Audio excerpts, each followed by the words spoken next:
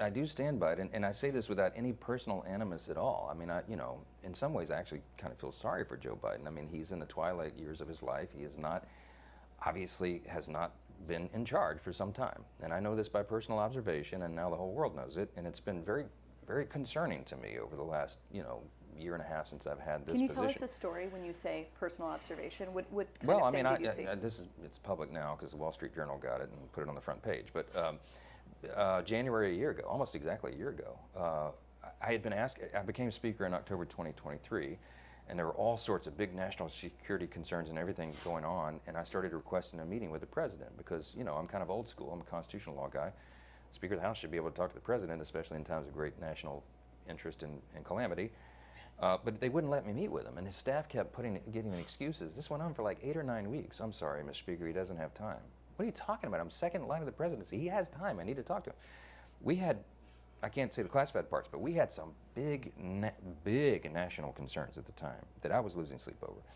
Finally, I just went to the Hill Press Corps and I said, the president is not being allowed to meet with the speaker. There's a problem. So they started putting pressure on him. Long story short, they finally relented. They invited me to the White House. I show up and I realize it's actually an ambush because it's not just me and the president. It's also Kamala Harris, Chuck Schumer, Hakeem, the CIA director, everybody. And then, so I walked in the Oval and, I know what this is. They're going to hotbox the speaker on Ukraine funding. That's what it was. This is probably third week of January.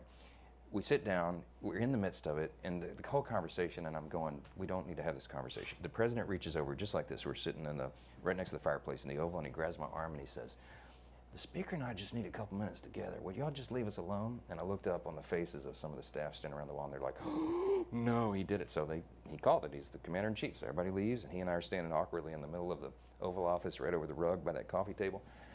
And I said, Mr. President, thanks for the moments. This is very important. I got some big national security things I need to talk to you about that I've heard and I think you know, and what do we do? But first, real quickly, Mr. President, can I ask you a question? I cannot answer this from my constituents in Louisiana. Sir, why did you pause LNG exports to Europe? Like, I don't understand, liquefied natural gas is in great demand by our allies. Why would you do that? Because you understand, we just talked about Ukraine. You understand you're fueling Vladimir Putin's war machine because they got to get their gas from him, And he looks at me, stunned with this, and he said, I didn't do that. And I said, Mr. President, yes, you did. It was an executive order, 3 weeks ago. And he goes, no, I didn't do that. And he's arguing with me. I said, Mr. President, respectfully, could I go out here and ask your secretary to print it out? We'll read it together. You definitely did that. And he goes, oh, you talk about natural gas. Yes, sir.